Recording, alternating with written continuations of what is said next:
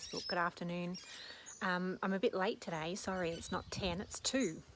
But coming to you with this live short snippet of legal information as I do on a Monday, usually at 10.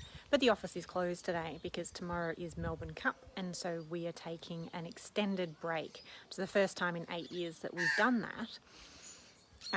But I suppose this year has been a little bit hard on everyone's, and not many people have had any leave, so we are just got this extra day off today. Today I wanted to talk about the different ways that people can co-own property, and this came up actually in my Facebook Live video last Friday when I was talking about horror stories with estates, and there had been a case go through the Supreme Court recently where the husband who had survived the wife made a claim on her will because she'd just left him a life interest in the half of the property that they owned together. And he hadn't understood the way that they'd co-owned that property. See, he had owned the property before they had met, and he'd owned it outright. And yet, once he transferred half to her, he actually transferred it as what's called tenants in common instead of joint proprietors. And as tenants in common, you each own 50%. And so it doesn't automatically pass to your spouse when you pass away.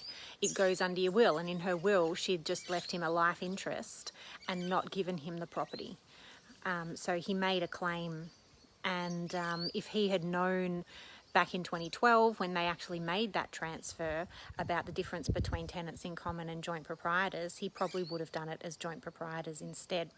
So there are those couple of different ways to own property. So like I said, tenants in common, you actually own a specific percentage of the property, and you can will it wherever you like. Whereas joint proprietors means that all the joint owners own it 100% jointly, and so if someone passes away, it automatically goes to the other survivors.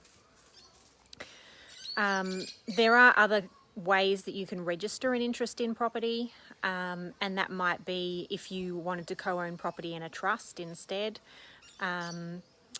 or if you're investing in someone else's purchase of a property, instead of going on as co-owner, you might just register your interest in terms of the loan and the equity that they owe you. So there's a number of different ways.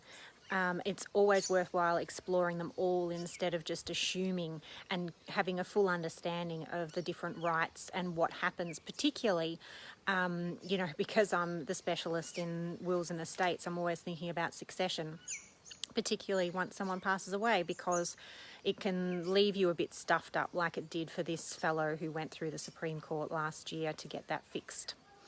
So short and sweet today about co-owning property. I hope that at least brings it to your attention about the differences, so you can explore that. Otherwise, catch you next Monday. I hope you have a great Melbourne Cup.